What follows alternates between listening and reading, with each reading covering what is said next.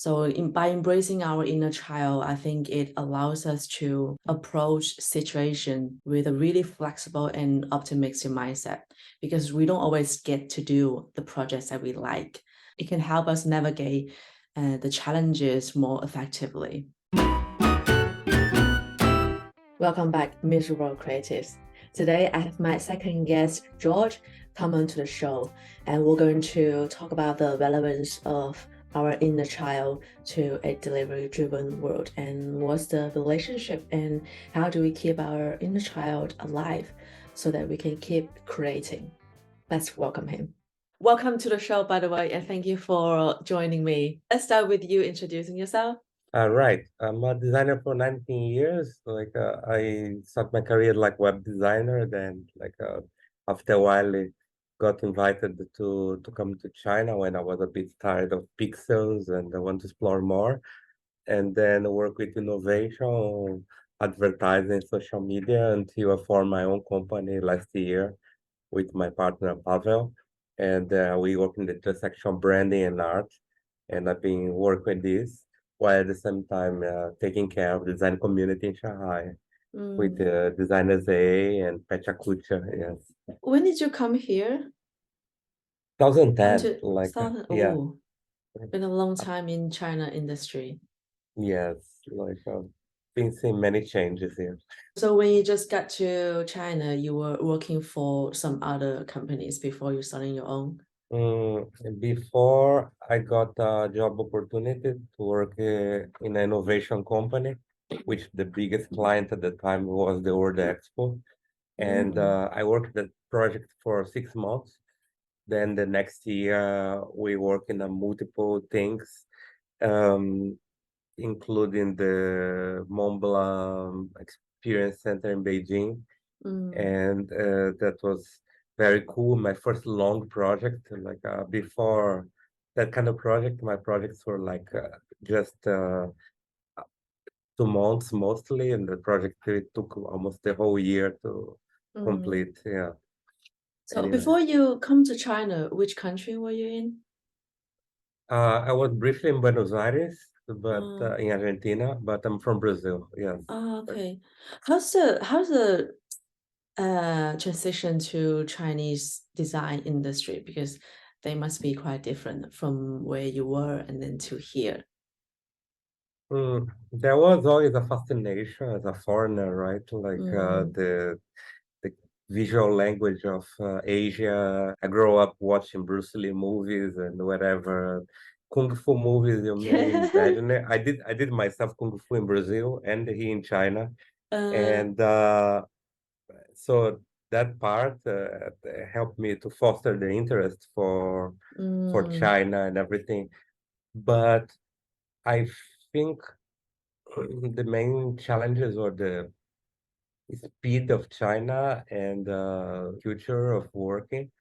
But nevertheless, it's been a pleasant experience, working with Chinese typography, culture, visuals. I work in both traditional advertising and e-commerce and events. So I experienced a little bit of everything here.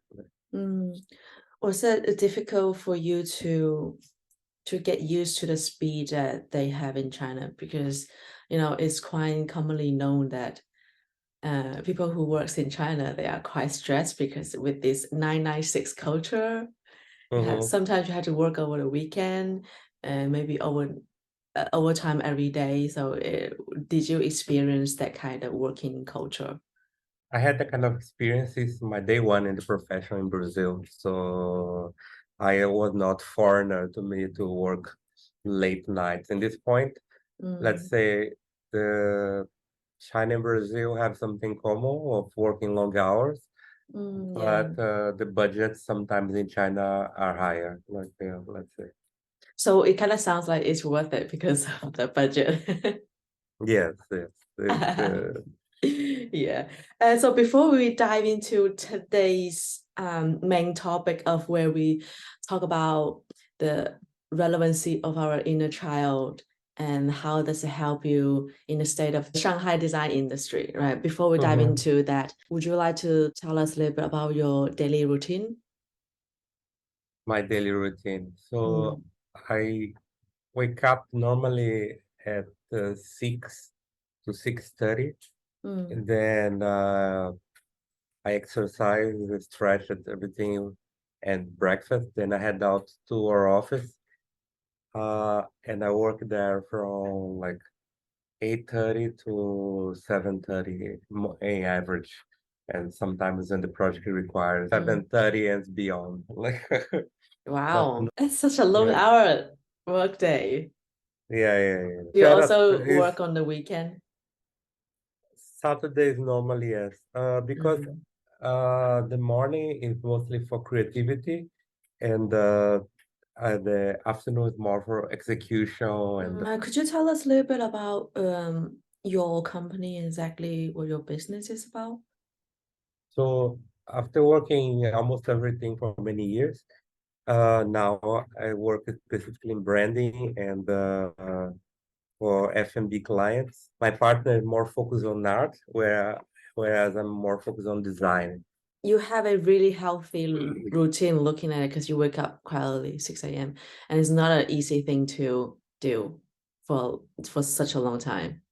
I give up on drinking, so like that makes more exercise. So that helps a lot. More like about willpower.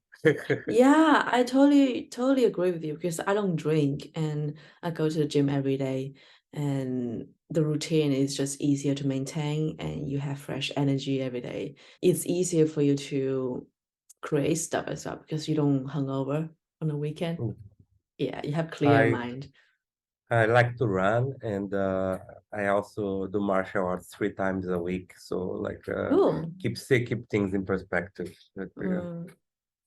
Mm. Would you like to tell us your thoughts on how your inner child helped you in turning to who you are today? I like something Dr. Dre said about Eminem once. That when he was beginning, that might be a long time ago. That Eminem was beginning, like the times I had hair, and maybe you were a child, and Maybe I was or young. maybe not, or maybe not even here. He said like what was good about Eminem is that he knew when it was time to play and when was time to work. I think in our society it's very efficient driven, therefore very adult. However, to keep our creativity alive, I think that the inner child is important, but depends on how do you use it, right? Like having exploration and things to do just by yourself that you can show or not for the world keeps the inner child alive and remembers every day why did you start in the profession. The inner child is important for boosting our creativity and improving the quality of our work. I think it's also really important that realizing what your inner child is helps you keep your passion alive. Because I remember a couple years back, at some point, I was like so sick of doing design. I think that was a time where I couldn't find my inner child anymore. There was no passion. There wasn't any exciting for me anymore. The design just dead to me. But then maybe after a couple of months of stop doing design, starting to like explore some other stuff, learning new things. And then I realized, design can be quite fun. But I studied a little bit about the inner child and the relations to the adult world and creativity. I find it really interesting. Our inner child is all about our curiosity and imagination, right? A lot of adults just lose that. We don't have any curiosity for new things anymore and we lose our imagination for create. What's your advice on how to keep our curiosity alive and imagination alive? I think advices would be give yourself permission to explore and play, change your routine from time to time. On the work itself, be aware of yourself. I think you need to give yourself permission to be creative in order to find your own tools, your own spells, recipes for keeping fresh. Nowadays, in a lot of companies, especially if it's a traditional Chinese company rather than a international one, I don't think they generally encourage creativity. All they want is for you to finish the project and do whatever they say. And this is another point, actually. A lot of managers, directors, they puppets their designers. They prefer the designers to do exactly what they say and not think. Or even if they say, maybe bring your own creativity into this work. But when the designer actually did, most managers would just pretend that they listen to their advice, but they don't really take it in because they feel superior and they think their opinion is better than whoever the designer is.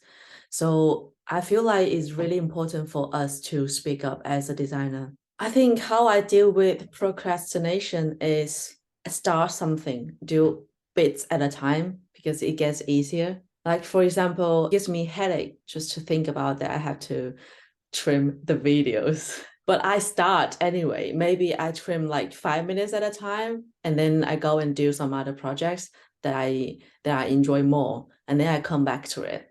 Even though it probably takes longer if I would just finish it at one go, it makes it easier. It makes it more enjoyable for me to do it. So that's one way that I would tackle this problem. And there's another way that is that I keep telling myself, do you have the ability to do it? If you do, then stop being a bitch, just do it. By ability, I don't mean like, do you have the energy or do you know how to do it? By ability, I mean, do you still have these? Apologies for people who doesn't have their arms, but if you do have these, then you just go and do it. I just tell myself that, and then I just like, okay, I'll stop being a bitch and I'll just finish this one. As soon as I started to do it, it goes by really fast. I just finish it before I even realize. So yeah, keep telling yourself, if you still have both of your hands, and do it so you won't procrastinate. The best book that is about procrastination is called Eat That Frog. If you have many frogs to eat during the day, you start the day by eating the largest one. Like, it's a very simple book. Everybody should read that one. Is it called Eat a Frog? Yeah, Eat That Frog. You know what? There's one point that I realized lately is that we all might die tomorrow. So better finish what we need to finish today.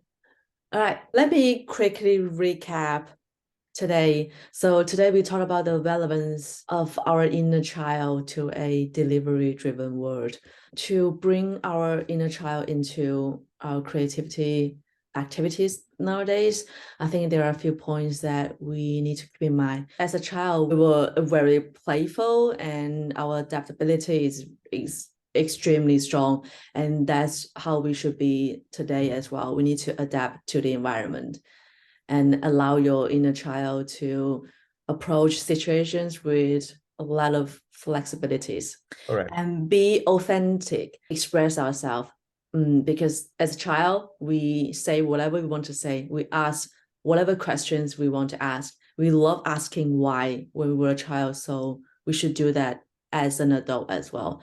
Especially when you work in a creative industry, just ask loads why, and you get many ideas in just like that by asking why and many other questions. Be playful, work hard, play hard, and embodies our child's enthusiasm in the world and a sense of wonder. It just keep our curiosity. Collaboration is also quite important. Cool. Anyway, thank you for doing this interview with me. It was fun. My pleasure. Have a good one. Thank you for too. this. Bye Bye-bye. bye. Bye bye.